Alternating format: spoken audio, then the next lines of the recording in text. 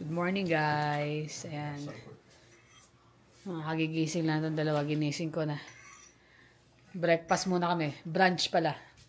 10:30 na bago umalis. Para at least may laman ng mga tiyan. Ready na kaya? Sabog pa eh. Nangalutang pa eh. Anong oras na kasi gagabi? Mga gising pa. Kasi kailangan mailigpit lahat. Mailigpit lahat. Bago mag-alisan. Kailangan walang hugasan, walang basura. At least may time pa para magligpit. Excited na lahat. Dapat pala yung mga baso lang, lagay na natin din, ano? Iwan na talaga para ma-pick up. Bukas pick up ng compost. Tsaka yung cycling, wala naman laman yung mga boxes natin. Compost lang. Tapos yung black bean next week pa ang pick up. All set na. Mga nakabihis na. Suot kami ng hoodie kasi baka malamig sa airport. Medyo tatambay pa kami doon eh. Ano? Ano? Nothing eh. Bibili ka ba? Ayan. Yan yung maleta ni Jones. Dalawa lang dala yung maleta. Tapos the rest, puro backpack at saka personal na bag. Yun. Tara na. Ready na. Let's go. Yan na. Dito na kami sa Uber. Yan, dalawa. Dear. Tayo natanaw na mismo na yung bahay. Hindi. Sarap lang maging pasahero. Dinadamdam niya yung nasa likod. Ayan guys, dito na kami. Ayan, WestJet. Check-in. Parang wala masyadong tao dito, no? Hindi kagaya sa Air Canada, ang dami. WestJet.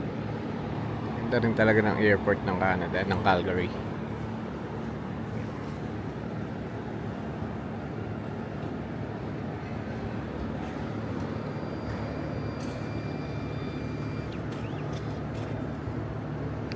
Dito na kami. Brand nila Bombay. Yan ang kanila iniinom dati. Ang ganda nilagyan ng mga M&M's. Dito na kami sa loob ng airport. Nakalagpas na rin kami sa security. Nadali yung meron palang iwan na kutsilyo doon. Meron pala siyang EDC knife na nandito. Kasi ginagamit namin ito pag nagka-camping. Naiwan. Hindi niya napansin. Kaya pala kami, ba't tayo? Wala na, sinurrender na lang. Meron pala ibang kulay nun? Meron na yung pula, pero bihira eh. Mas more on yung cranberry yung pula eh. Pomegranate pala. Yung dalawa naglakad na, iniwan na tayo. Tingin-tingin. Wala na ang bakante.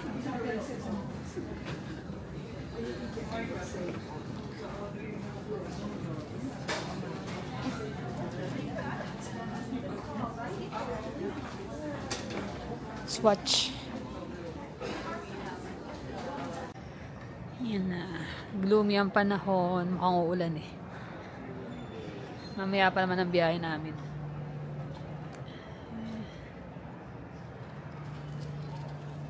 Yung dalawa nag-Starbucks muna. Yun. Meron na kaming 2.5 hours pa na uubusin. Kaya lakad lang. 2.5 hours? Ang bilis, sobrang bilis kapag naka-online check-in na kasi. Dahil kagabi ginawa na namin, as in, madali lang. Kesa yung dadaan ka pa sa check-in, check pa nila. Ayun na. Waiting na lang kami, waiting. Sarap ng upo. May mga charger pa rito. Nakapag-matcha na sila. Makapaglakad-lakad maya-maya. Sumasakit ang ko. Ang weather kasi ulan. Pinapahirapan ako ng leg ko at saka likod. Paano sa Pilipinas lagi umuulan? Ewan ko. Bahala na. Hindi, busy tayo doon. Baka makalimutan.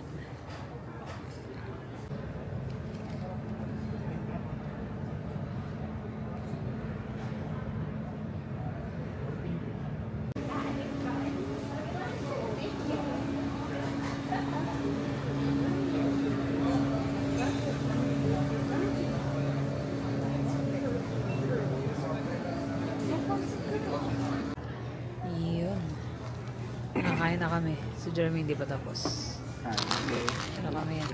Kasi breakfast lang yun. Oh, diet lang yun. Ngayon, malakasan kasi mahaba-haba. Hindi namin alam kung kamusta ang pagkain ng WestJet. First time namin mag-WestJet na international flight. So, in an hour na lang. In an hour. Tapos na. Lakad-lak. Parang nasa bahay lang eh. Ha? Parang nasa bahay lang. Hindi natin eh. Naglalaro. Ay wala eh. Mainam na maaga kasi kung may mga birya at least. Diba? Yun ah. Busog na siya eh ah. So, maghuhugas ka na raw, Jermaine. Hugas ka na, Jermaine. Yun, papasok na kami. 30 minutes before na ang oras ng flight. Ito pakita ko pala. Yun, sakay na kami. Natapatan na naman ako. Natapatan naman siya, bata na naman yung nasa harap. Yung nakaraan, umiyak hanggang sa nagkandasukan siya eh. Dalawa tayo, di ba? Iyak, tapos yung paglipat namin, transfer. Bata uli. Ay, nako. Okay lang naman, wala problema. Kaya lang siya ang kulit. Sang ingay, iyak ng iyak. Ayan. Pwede na. Ito na yung dalawa. Ready na. Ayun si Jonas.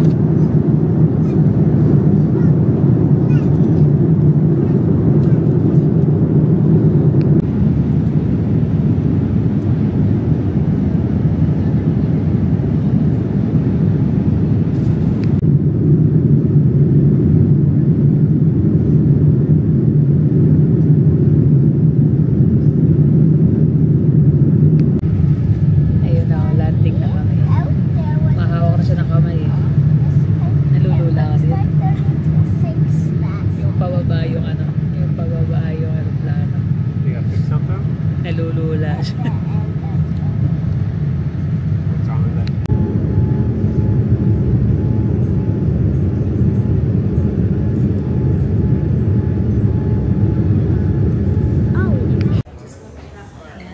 Dito na kami. Medyo nahiwalay si Jonas. Umuulan. Gloomy ang panahon. Nasaan na yun? Nangyari sa'yo, naiwan ka. So ngayon, ano kailangan natin? Wi-Fi. Tsaka sa anong sasakyan natin, hanapin. Yan, ito na kami.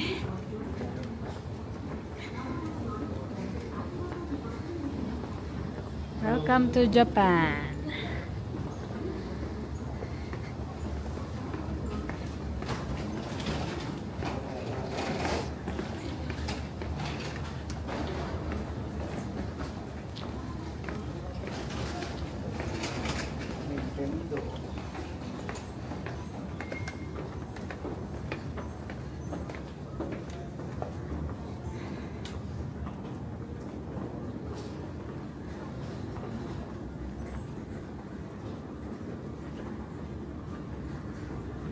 Pupunta tayo dyan, Team Lab, kaya lang yung borderless.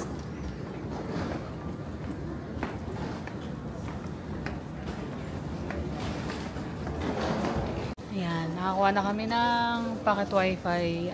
Unlimited na yan for 6 days. Medyo lang ano na kasi, ano na, paggabi na. Tapos 5 days na lang. parang 5 days. Hindi, tsaka hindi. Maaga tayong aalis ng ano 6, di ba?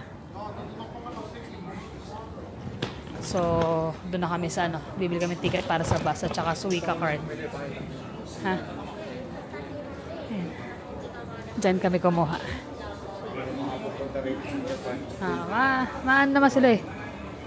Yung hindi ka mahirapan kasi talagang i-instruct nila sa'yo yung gagawin. Kahit medyo nahirapan sila sa pakikipag-communicate, talagang tinatry nila, di ba? Yun lang, napakainit talaga. Parang ano yung humid. humid. Ayun, mga nangingitab na yung pagmumukha ko. Ayun yung dalawa. Inaayos nila yung wifi. Dami na rito. Customer service.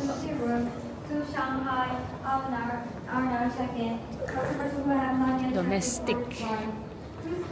Hanapin natin yung bilihan ng bus ticket.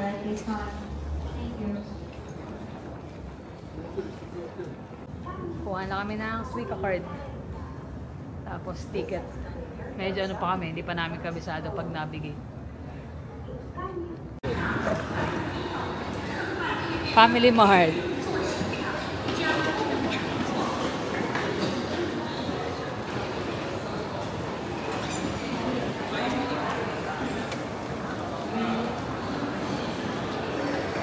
Ayan, nandito na kami sa labas. Sabi niya, nauuhaw na kasi gutom na rin, gabi na. 6:40 pa yung dating ng bus. Dito kami sa number 3. Ayan, sabi niya, uhaw na raw siya. Sakto. May vending machine. Na-testing eh. Fanta. Fanta nag-grade. Paano nakikita pa naman sa lalaki?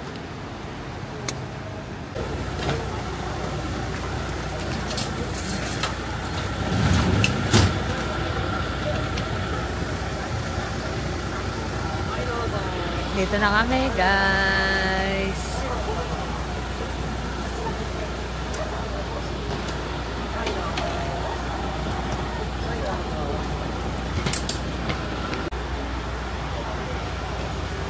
Kamukha daw ni Dolphy. Boss. Diba? Tama ba? Ay, di pa pala. Dolphy yun ah. So, lakad pa ata kami ng ilang meters eh. 7 minutes. 7 minutes walk pa. Tama ba yung dinadaanan natin? Follow me.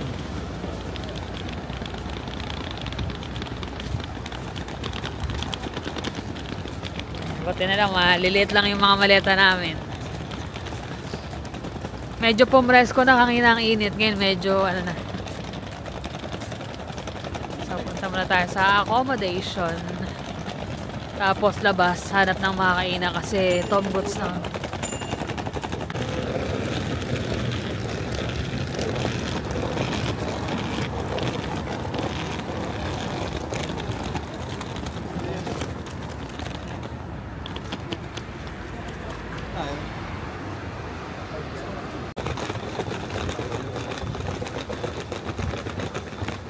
Nakaka-enjoy yung habang naglalakad. Tatawid pa kami doon. Tawid tayo doon? Ha? Tawid ba? Ano sabi? Diretso. Ay, nabibigyan na dahil. Ano? Meron kami nadaanan na ramen na ano, shop na may mga nakapila. Sabi niya mukhang yung masarap. Sabi ko, sabi mo. Hindi yun yung kanina nadaanan natin sa ano, di ba? Sa bus. Ay, dito ba yan? Naman. Malilimutin ka lang, dear. Dapat pala dun tayo bumumpa kanina. Station yun, ano? Ay, Pilipinas pa, para po. Ganun. So ito, traditionally nakuha namin na pag-iistayan. Pero marami space. May malit na kitchen, yan, may fridge. Pwede ka rin magluto, pero syempre, nandito kami, hindi kami magluluto. Puro bili. So, dito yung washroom nila. Yan.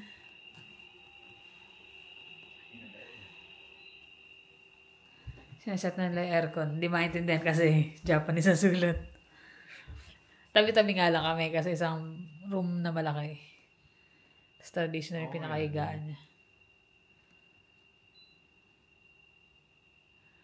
Not bad. Ayan, ito yung front no namin. Para siyang bahay na talagang ginawang Airbnb. Dalawang bahay, ano? Dalawang bahay na may second floor. Ay, hindi kita yung pangalan eh. Dami mga dalawang maleta dito. Puro Airbnb. Ito, tingnan mo. Magkakatabi lahat to Airbnb, magkakatabi. Tingnan mo yun. Nasa likodan nga lang kaya medyo. Aurora Hotel. Ano? Doon tayo sa dinaan natin kanina. Tara. Hanap ng makainan. Mga nakachinelas na. Mainit. So yan guys, nakapalit na ng damit. Pawisan na kanina eh. So tatapusin na rin namin yung vlog dito kasi kakain na kami. Hanap muna kami ng makainan, ikot-ikot. Tulog. Panibago. Tapos pagkakain, tulog. So another day, vlog tayo ulit. Try namin everyday makapag-upload. Paano guys? Thank you for always watching. See you in the next vlog. Bye!